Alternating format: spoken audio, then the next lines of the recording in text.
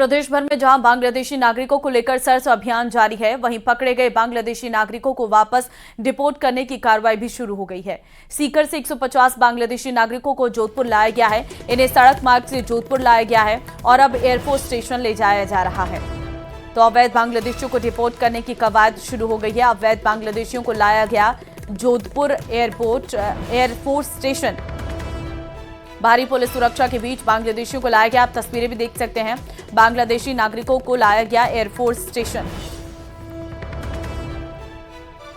पहलगाम में आतंकी हमले के बाद भारत और पाकिस्तान में तल्खियां बढ़ी थी। इसके साथ ही गृह मंत्रालय ने सभी राज्यों को आदेश दिया था कि जितने भी भारत के अंदर रहने वाले बांग्लादेशी और पाकिस्तानी हैं, उन्हें उनके देश में वापस भेजा जाए। गृह मंत्रालय ने 48 घंटे में देश छोड़ने का आदेश दिया था, लेकिन अवैध रूप से रहने वाले बांग्लादेशी अभी भी भारत में छुपे हुए थे। इनको लेकर राजस्थान के मुख्यमंत्री भजन लाल शर्मा ने भी सभी तमाम ऐसे बांग्लादेशियों को पकड़कर डिपोर्ट करने के आदेश जो है यहाँ के प्रशासनिक अधिकारियों और पुलिस विभाग के कर्मचारियों को दिए गए थे। इसके बाद पूरे राजस्थान में एक विशेष गहन सर्च अभियान चलाया गया था, जिसमें प्राप्त जानकारी के अनुसार 17 जिलों में 1008 से भी अधिक जो है अवैध बांग्लादेशियों के संदिग्ध होने की सूचना मिली थी और उन्हें अलग अलग जिलों में पकड़ा गया था। अब इनको डिपोर्ट करने की कवायद शुरू हो चुकी है। इसकी पहली खेप 150 अवैध बांग्लादेशी जोधपुर पहुंचने वाले हैं। यहां से उन्हें हवाई मार्ग से पश्चिम बंगाल भेजा जाएगा, जहां से उन्हें बांग्लादेश डिपोर्ट किया जाएगा। जोधपुर जिला कलेक्टर गौरव अग्रवाल ने निर्देश मिलने के बाद मंडोर क्षेत्र में उन बांग्लादेशियों को डिटेंशन सेंटर बनाने के लिए जो कवायद की थी, ये मंडोर का वो ग्राम सेवक प्रशिक्षण केंद्र है, जहां पर डिटेंशन सेंटर बनाया गया है। आप देख सकते हैं कि इस सेंटर के अंदर उन 150 जो पहली खेप आने वाली है, उनको रखे जाने की जो है सूचना है। बताया जा रहा है कि यहाँ पर जो है वो तमाम सुविधाएं और व्यवस्थाएं की गई है, जहाँ पर लोगों को रखा जा सकता है। ये पूरी तरह से सुरक्षित है। प्राप्त जानकारी के अनुसार अलग अलग जगह से अलग अलग खेप में यहाँ पर जो है अवैध घुसपैठिए बांग्लादेशी आएंगे। उनके लिए पानी की व्यवस्था हो या रहने की व्यवस्था, किस तरह से उनको रखा जाएगा। यहाँ कई तरह के कक्ष बने हुए हैं। इसके अलावा जो उनके सोने के लिए यहाँ पर बिस्तरों की व्यवस्था है, इसके अलावा ओढ़ने के लिए भी व्यवस्था जो है की गई है। तमाम अलग अलग कमरे में इस तरह की व्यवस्थाएं हैं, पंखे लगे हुए हैं। यहाँ पे वो तमाम सुविधाएं हैं जो अवैध रूप से रहने वाले बांग्लादेशियों को जब डिटेन करके रखा जाएगा तब उन्हें दी जाएगी। आप देख सकते हैं ये एक बड़ा भवन है, जिसमें कई सारे कक्ष बने हुए हैं और चारों तरफ से बंद है, तो ऐसे में किसी के भी भागने की जो है संभावना नहीं है। आप देख सकते हैं कि ये आगे जब हम चलते हैं तो लगातार यहाँ पर एक के बाद एक कई कक्ष बने हुए हैं। फिर एक बड़ी लॉबी है, जहाँ पर दूसरी अन्य तमाम व्यवस्थाएं रहेगी और फिर खूब सारे कमरे हैं, जहाँ पर अवैध बांग्लादेशियों को रखा जाएगा। और यहाँ से जैसे ही ग्रीन सिग्नल मिलेगा, उन्हें आगे डिपोर्ट की कार्रवाई शुरू की जाएगी। सूत्रों की माने तो सबसे पहले जो है बीएसएफ के आईजी, उनसे संपर्क किया जाएगा और बीएसएफ के आईजी बांग्लादेश की जो लास्ट बीएसएफ की चौकी है, वहां से ग्रीन सिग्नल मिलने का इंतजार करेंगे। और जैसे ही ग्रीन सिग्नल मिलेगा, यहाँ के प्रशासनिक अधिकारियों को जो है निर्देशित किया जाएगा कि यहाँ से अवैध घुसपैठिए बांग्लादेशियों को हवाई मार्ग से पश्चिम बंगाल भेजे और वहां से जो है उन्हें वापस अपने देश डिपोर्ट किया जाएगा। कैमरामैन समीर खान के साथ चंद्रशेखर व्यास, न्यूज 18 राजस्थान, जोधपुर। बड़ी खबर बाना से है, जहां जिला कलेक्ट्रेट को धमकी भरा ईमेल मिलने से हड़कंप मच गया है। कलेक्ट्रेट परिसर को खाली कराया गया है। सुरक्षा टीमें मौके पर पहुंची हैं। वहीं कलेक्ट्रेट के बाहर लोगों की भीड़ जमा हो गई है। फिलहाल कलेक्ट्रेट परिसर के चप्पे चप्पे की जांच की जा रही है। तो बड़ी खबर इस वक्त आपको दे रहे हैं, जिला कलेक्ट्रेट को धमकी भरा मेल मिला है। लोगों की कलेक्ट्रेट के बाहर भीड़ देखने को मिल रही है। सुरक्षा टीमें मौके पर पहुंची हैं। इस वक्त की बड़ी खबर आपको दे रहे हैं। जिला कलेक्ट्रेट को धमकी भरा मेल आया है और जिसमें जिला कलेक्ट्रेट को ये मेल भेजा गया है और जिसमें धमकी दी गई है। ये जानकारी इस वक्त निकलकर सामने आ रही है। हालांकि अभी लोगों की भीड़ जो है वो कलेक्ट्रेट के बाहर देखने को मिल रही है और इस वक्त पूरा परिसर खाली करवा दिया गया है।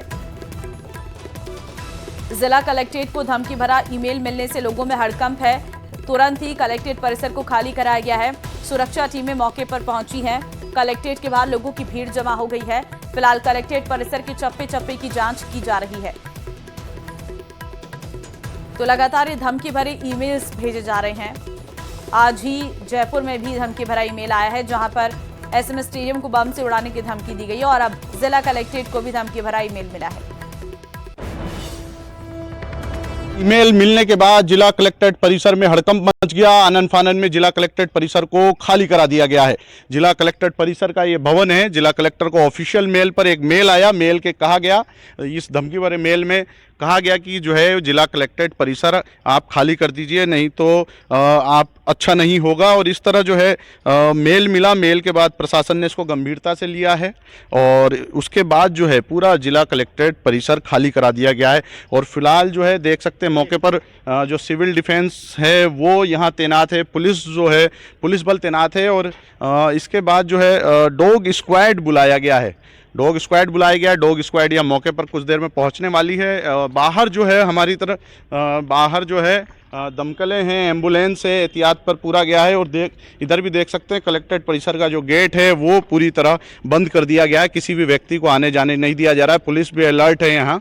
और यहीं से जो है जो सुरक्षा व्यवस्था है वो जो उसके मद्देनज़र जो है वो पूरा परिसर जो है खाली है और सिर्फ पुलिस और सिविल डिफेंस के लोग वही लोग यहाँ मौजूद है। फिलहाल जो है जिला कलेक्टर, पुलिस अधीक्षक और आईबी की टीमें और जो बाकी जो प्रशासनिक अमला है जिले का वो जो है वो बैठक कर रहा है। और फिलहाल जब हमने बात की अभी उनसे करने की जिला कलेक्टर से, तो उन्होंने अभी मेल के अंदर क्या कुछ लिखा हुआ है वो पूरी चीज़ बताने से मना कर दिया है। सिर्फ अभी जो है सूचना जनसंपर्क विभाग द्वारा इतना सा बताया गया है कि जिला कलेक्ट्रेट परिसर को खाली कराया जा रहा है क्योंकि एक धमकी भरा ईमेल मिला है। अब देखना होगा किस तरह की जांच होती है, क्योंकि पूर्व में भी राजस्थान में कई जगहों पर इस तरह धमकी भरे मेल मिल चुके हैं और परिसर को वहां भी खाली कराया गया। यहाँ भी धमकी भरा मेल मिला है और क्या कुछ निकलता है जांच में वो डॉग स्क्वाड टीम जब कुछ देर बाद यहाँ पहुँचेगी तब पता लग सकेगा। विपिन तिवारी, न्यूज़ 18 राजस्थान 12।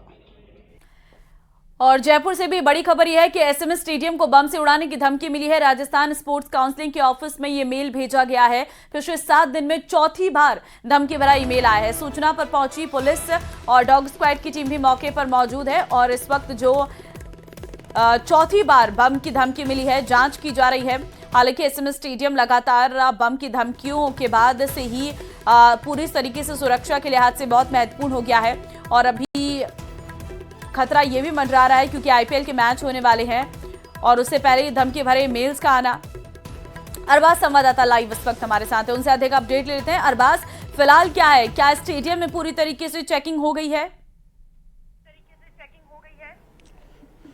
जी बिल्कुल, देखिए कि लगातार चौथी बार अगर देखा जाए तो एक हफ्ते के अंदर ये पूरा घटनाक्रम सामने आया है जब ईमेल के जरिए धमकाया गया है और डॉग स्क्वाड से लेकर के तमाम तरह की जो एजेंसीज हैं उन्होंने फिर से सारी कसरत की है। आप देख सकते हैं कि यहाँ पर हम एसएमएस स्टेडियम के अंदर मौजूद हैं और यहाँ पर हर तरफ जो है लोग पूरी सतर्कता बरत रहे हैं। यहाँ पर अभी जो सचिव हैं राजस्थान स्पोर्ट्स काउंसिल की, उनसे हमारी बातचीत हुई। उन्होंने बताया कि फिर से वही मेल दोहराया गया है। अभी इस पूरे घटनाक्रम को लेकर के जो स्पोर्ट्स काउंसिल के चेयरमैन हैं वो भी यहाँ पर मौके पर पहुंच रहे हैं। बाकी जो एजेंसीज हैं उन्हें सुबह ही इसकी सूचना दे दी गई थी कि लगातार जिस तरह का घटनाक्रम चल रहा है इसमें पहले भी 3 बार जो है इस तरह की धमकी आ चुकी है और इसको ट्रेस करने की कोशिश की जा रही है। लेकिन एक बड़ा सवाल उन तमाम तरह की जांचों पर भी है कि अभी तक जितनी बात कही गई, लगातार तीसरी बार 7 दिन में एक ही जगह से मेल किया गया लेकिन उसे ट्रेस करके जो है पकड़ा नहीं गया, जिसकी वजह से लगातार यहाँ पर एक तरह का बड़ा खौफ का माहौल बना हुआ है। पूरे स्टेडियम के अंदर हर तरह के खेल से जुड़े हजारों बच्चे आते हैं, उनको प्रैक्टिस करनी होती है, सारी तैयारियां करनी होती है। और आप देख सकते हैं कि यहाँ क्रिकेट मैच का आईपीएल का आयोजन किया जाता है जिसमें हजारों की संख्या में 25,000 से ज्यादा लोग यहाँ पर बैठ करके मैच देखते हैं। ऐसे में जब तक इस पूरी जो धमकी वाले मामले को जांच करके जिम्मेदारों को गिरफ्तार नहीं किया जाता और ये पता नहीं लगाया जाता कि किस कारण से कौन लोग कर रहे हैं, ये वाकई कोई इस तरह का संवेदनशील मामला है, इसमें जुड़े हुए कुछ लोग शरारती हैं या फिर जानबूझ करके परेशान करने के लिए इस तरह की चीज की जा रही है, ये एक बड़ा एक तरह से सवाल बन गया है। क्योंकि राज्य की सारी एजेंसीज हैं वो इन्वॉल्व हो जाती हैं, पुलिस को यहाँ आना पड़ता है, डॉग स्क्वाड यहाँ आती है, यहाँ पर जो बॉम्ब स्क्वाड है वो पूरी अपनी एक्सरसाइज करके जाती है, पूरे स्टेडियम को स्कैन करना पड़ता है। 4 बार ऐसा हो चुका है, आज पिछले 7 दिन में चौथी बार ऐसा हुआ है। तो अब देखना ये होगा कि इस पर अब एजेंसीज हैं जो अगला एक्शन क्या लेती हैं और किस तरह से मेल के जरिए क्या कहा गया था, मेल में क्या लिखा था, जरा आप दर्शकों को बता सकते हैं?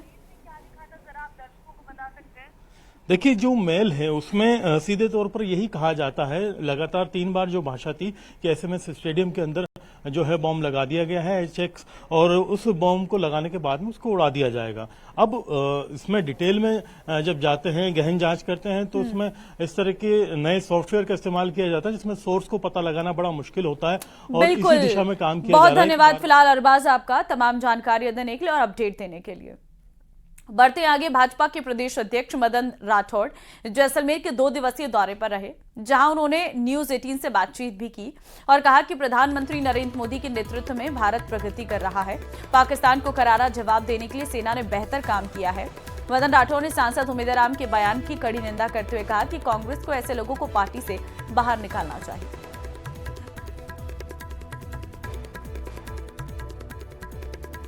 खास बातचीत करने के लिए मौजूद राठौड़ साहब, सरहद जैसलमेर का दौरा है, ऑपरेशन सिंदूर को लेकर आप क्या कहेंगे?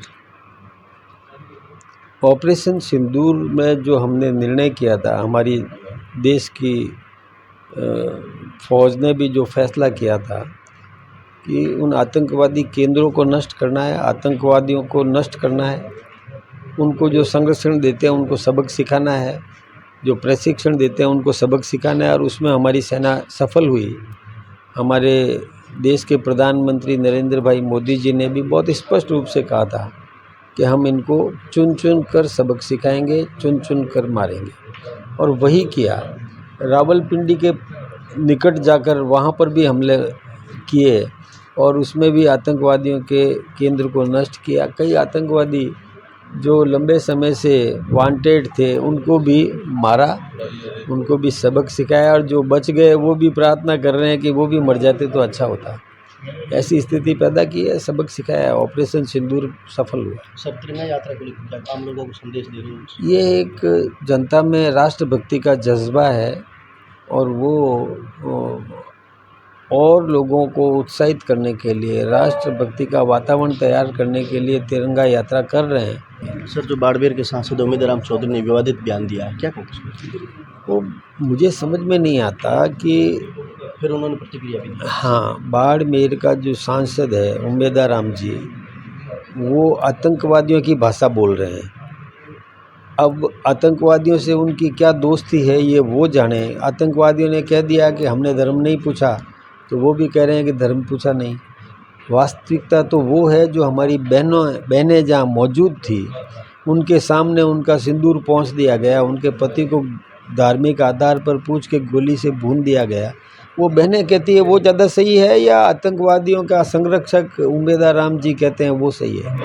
उमेदराम जी को और आतंकवादियों के संरक्षण में इस प्रकार की भाषा बोलना, इसको राष्ट्रद्रोह की श्रेणी में माना जा सकता है। जो पाक द्वारा नापाक हरकत की उसको एयरफोर्स, डिफेंस और आर्मी ने उनको करारा जवाब दिया है। सावंत अमृतरू, न्यूज 18 राजस्थान, जैसलमेर।